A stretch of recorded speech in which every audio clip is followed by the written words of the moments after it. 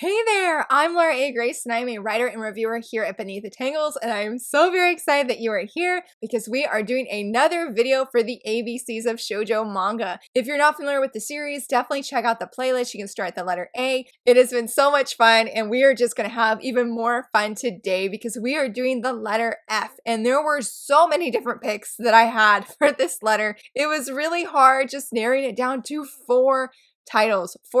I definitely feel though I'm gonna have plenty of honorable mentions. This video is definitely different than the last letter, the letter E, if you want to check it out, because technically I only had 2 titles and one of those was a josei, which I talked about in that video why I decided to do it. But in case if you're not familiar with this video series and you're like, what in the world is this? Basically, I'm trying to find manga, at least 3 to 4 picks, 3 being physical picks and then 1 digital manga that fit for that letter or start with that letter. So we're doing the letter A, B, C, all the way to try and get to the letter Z, the end of the alphabet. And as I said, today is the letter F, and very, very excited. I do want to go ahead and do one honorable mention right here, right now, because obviously I feel one that instantly almost comes to mind when we think of shoujo manga that starts with the letter F is Fruits Basket. And I almost was going to do that, but I feel like Fruits Basket is a very popular manga. And I was like, I want to try and do manga that are a little bit maybe more under the radar or not talked about nearly enough. Fruits Basket is definitely a powerful story. I have read it and it was very, very moving, very, very emotional. I've actually done a private review on my channel if you're ever curious and would like to just check out and hear my thoughts on it. So Fruits Basket was going to be one of my first picks, but I tried to dig like a little bit deeper and I'm very, very excited for these picks. In fact, let's go ahead and start us off for number 1, or for my first pick. I'm going to do the 2-volume series, Flower in a Storm. This series is so much fun. It is just a blast. It is a blast. It's about this girl here. She just wants to be a normal person. She wants to live a normal life. She sort of has like superhuman powers. She doesn't actually have any powers, but she has very fast reflexes. She's very strong. She's very fast. And she was sort of not necessarily picked on, but she was told something by a guy she liked that she was weird. And so now since then, she's tried to be normal. This guy enters her life and he's not going to let her live the normal life at all. That normal life just went out the window basically when he enters, because he's very rich. He's like one of the wealthiest people in Japan because of, he's the richest, most powerful 17-year-old Japan.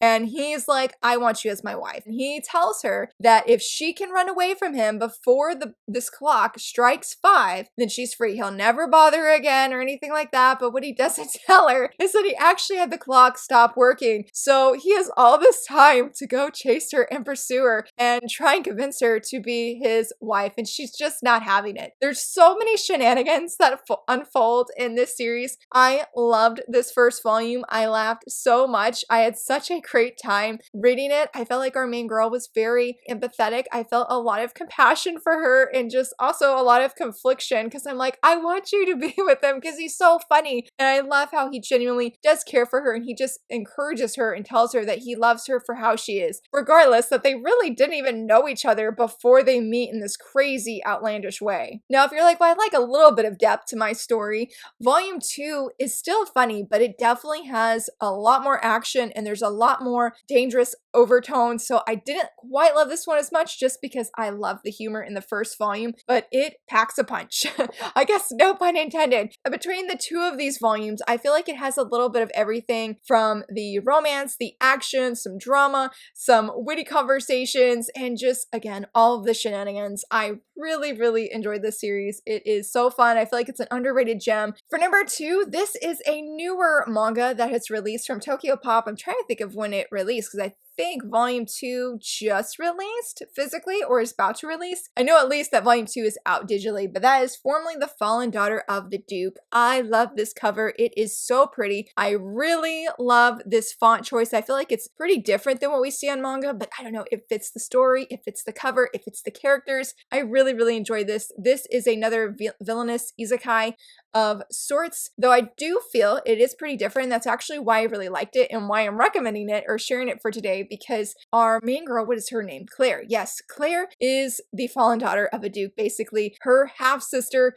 unfortunately, I feel like most of these stories has it out for her and basically takes her fiance, takes her place, takes everything more or less away from Claire. And Claire's like, rather than endure everything that's going on in this, not hardship, but things are hard. Things are really hard. And so rather than just seeing everything that's been taken away from her, she's like, I think she was trying to go be not a nun. There we go. Yeah, she sets out on a journey to find her true self. And that is where she was thinking about becoming a nun and going to the church in a much farther place than from her home and where her father and everything is. But as she's on this adventure to discover herself, she comes across some friends and they invite her to come with her because they're like, you have some powerful magic. Because surprisingly, this is the first villainous isekai I've personally read where magic actually plays a fairly big role. There's not a lot of magic in this first volume, but I could say as of reading up to volume 3, yes, there definitely is. But we're talking about volume 1. I'm sorry. I feel like this is a great one to pick up if you love Shirayuki from Snow with the Red Hair. Oh my goodness. I feel like they would be best friends. One of my favorite parts of this story is just how unique it is in some of the elements. For example, she reminds me of Shirayuki in that she could, in her case, depend on Zen. In Claire's case, depend on Vic here. They could both depend on these men. And the men are like, hey, I care for you. I want to support you. I want to be here for you. But the women are like, yes, I appreciate that, but I want to make my own way. I want to make my own path and do it on my own 2 feet. That's not saying that she doesn't want their help, but she just wants to stand independently. And I absolutely love that. It was one of my favorite parts of this series so far and why I also love Shirayuki from Snow with the Red Hair. If you enjoy the villainous isekai stories and you love light romance, you love magical elements, and you love just strong female characters who are willing to just not take the easy path. They want to go and genuinely, like it said, it's a journey of discovering their self, growing as a person first before.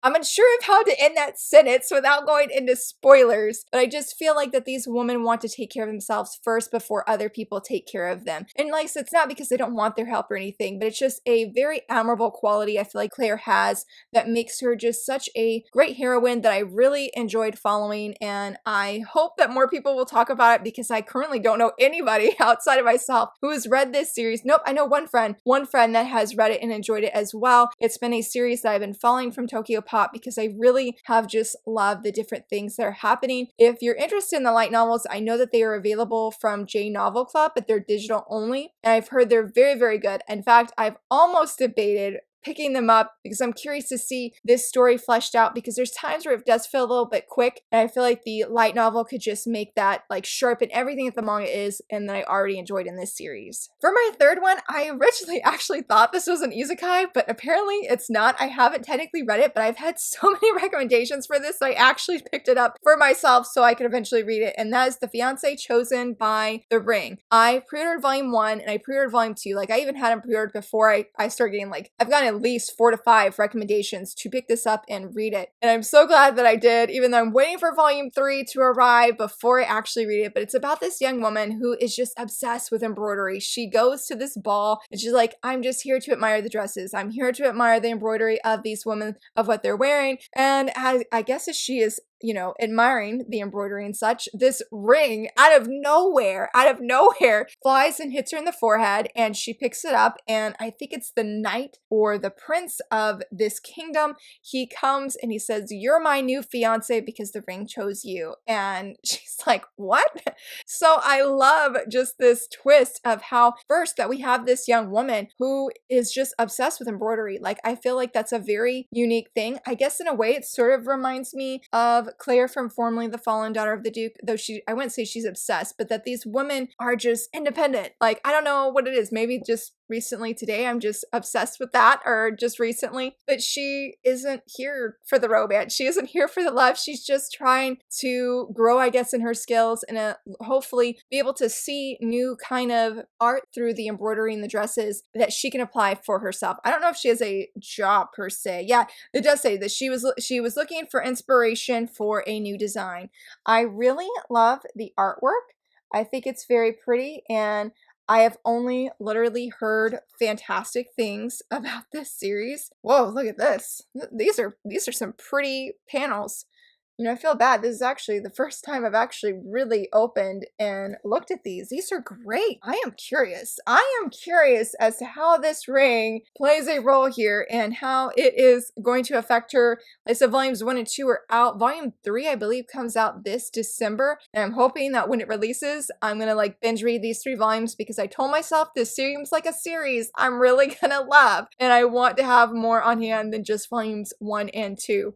So if you're, I guess, looking for more of a magical fantasy shoujo that has some of the things I talked about, like the dancing, the sewing, and I guess at first maybe the lack of looking for a man, then this could be one to try out and see how it is. I know the cover is so gorgeous. I just love it. Now for my digital manga. Okay, I'm gonna be honest. This is where I struggled. So originally I was gonna say the digital manga from Kodansha called Falling Drowning. It just wrapped up at 3 volumes. I loved volume 1. I've never been more on the fence with a love triangle than I have with that series. It very much stuck with me. It's very good. I love the mystery, the drama, the questioning, and just the main character, the 2 guys. I loved everything about it. It was a very overwhelming, strong 5 out of 5 stars for me. I haven't finished it yet. And not only that, I discovered another series that is in my top 5 favorite reads of this year. But hear me out. This was technically a manga that was available for print, and then it went out of print, and now you can only get it digitally unless you buy the physical volumes used.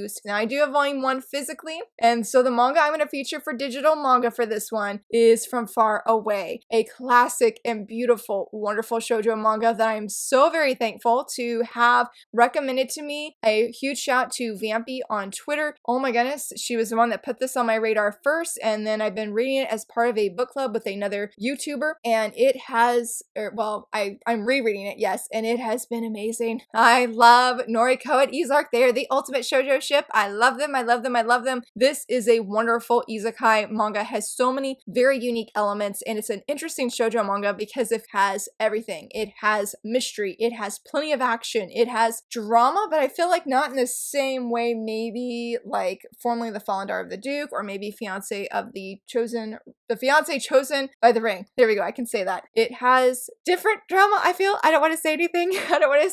And romance. It is so very good. I love this story. It is about Noriko who comes to this world that she's like, is this a dream? Because it's so different than the real world. She doesn't know the language. All she knows is that she shows up, and Izark here, he helps save her from these giant flower creatures that are trying to take her out, as you can see right here.